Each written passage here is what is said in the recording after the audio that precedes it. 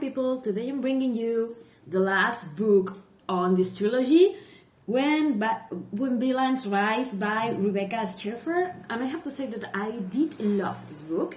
I have to be honest here and say that I did love the first two books better, maybe because this one was the last one and I had to say goodbye, or maybe I don't know. Well, actually, I do know. I mean, I do love how the trilogy develops, and I love the ending.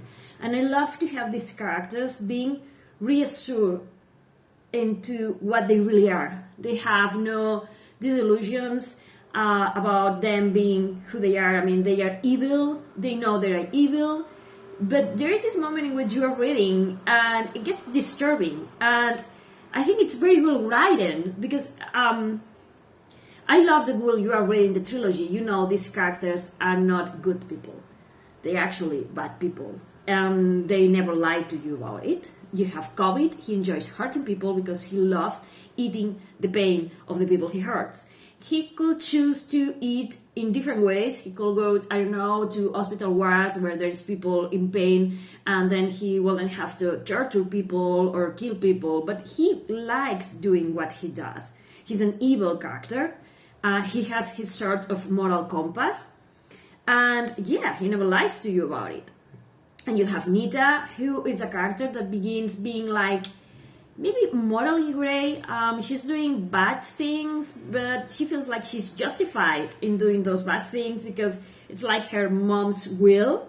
But as the books progresses, you begin to see that, yeah, maybe she was groomed to be this kind of person, but it's come to a point in which she enjoys being empowered. She enjoys being powerful and able to defend herself, and it doesn't matter if that means killing other people as long as she is the one that survives. So yeah, it's also like Kovit. He justifies what he does because he likes it, and Nita justifies what she does because she wants to survive. And suddenly she gets tired of being like not the victim, because but she wants to be the hunter instead of the hunt, or the huntee. I don't know how you will say that. But at the ending, when those characters reaffirm who they are, it gets a bit disturbing for the reader, because it's like, yeah, I mean, this is not a redemption arc. It's not a book where the characters are going to be good at the end, when they are going to be like, oh, okay, I see the power of being a good guy now. No, and I think I love that the ending left me a bit creep out, like thinking, what are they going to do now? You know what I mean? And I love that the author has created these unapologetic characters, and that we have a book that's so consistently well done. I mean, I think it's very hard to make a trilogy that readers love, where you have like epically bad characters who do evil things. And I think that the author did an amazing job with these books. I'm not going to spoil anything about them. Let's just say that the third book picks up where we left in the previous books, and Kovit and Nita are going to be like on the run for their lives. Kovit, it's kind of shattered by the things that happen in the second book. There's going to be some spoilers ahead about what happened in the second book. If you haven't read the second book, just stop seeing this video, please. But okay, here we go. He is left broken because he had to kill his mentor, the man that he kind of saw like his father.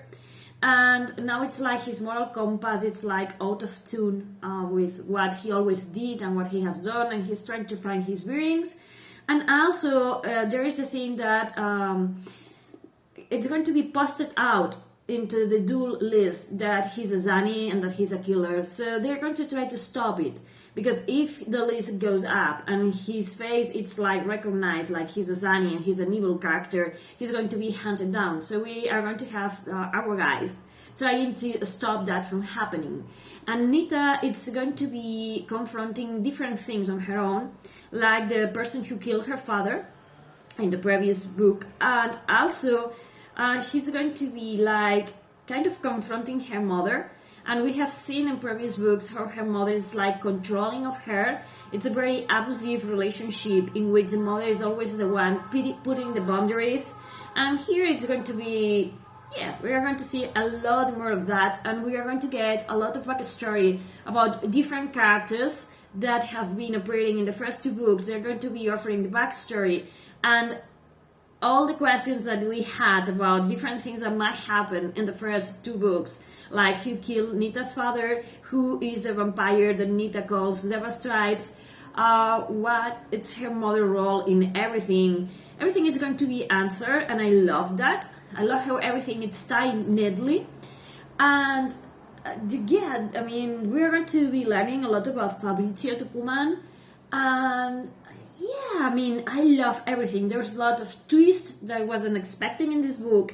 Lots of revelations that I wasn't expecting in this book. And I have to say that this trilogy is astonishing, as I said before, because it carries truly bad characters and you end up caring for them. And I think that you have to be a very good writer to have characters who are not morally gray, but actually bad, doing their thing, and where you can find sympathy for them and understand that it's their nature. They're doing the things they are doing because one of them needs pain to survive.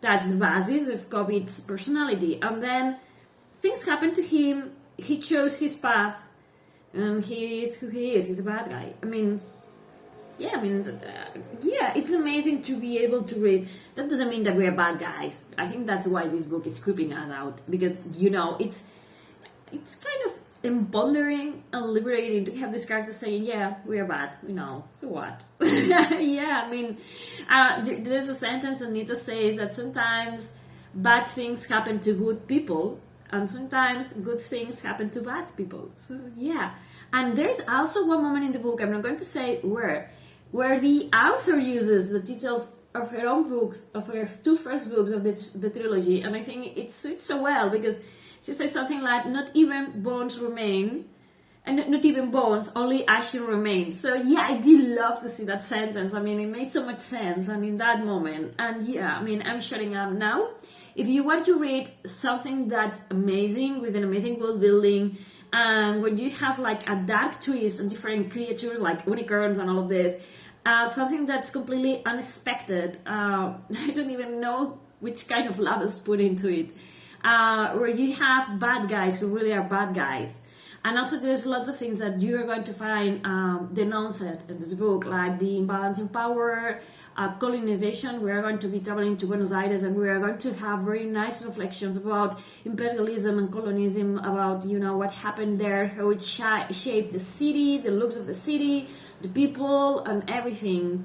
And also about when sometimes when people in power uses their power to get what they want, like this list they have of naturals that you can kill. Why some monsters make the list and other monsters doesn't make the list. And also it will make you think about what makes the monster a monster, and where humans sometimes can be worse than the monsters. So yeah, there's lots of food for thought into this trilogy. And yeah, unapologetically, I don't know how to pronounce that word today, but guys. So yeah, I mean, something unique. I haven't read anything like this. I think that you will love it if you like this kind of books, where you are going to be thinking about real world problems, and when you are going to have a main character who's a woman, who is going to be the one, like, reading the card and having everyone fall into line, and where you have guys that asking, okay, let's talk about things, don't decide about me, don't decide for me, let me take part in helping you, but I'm not going to absorb you of your abilities or power. And also having relationships are just friendships. I mean, they love each other, you care for each other. It doesn't need to have romance in it, which is something refreshing that I found in this book. And I know there's many people who feel that way, and I love to have this representation in this in this book. And yeah, I'm shutting up, because I can be talking about this book like forever. So zip it, grab it. It's an amazing trilogy. Thank you for watching. Bye.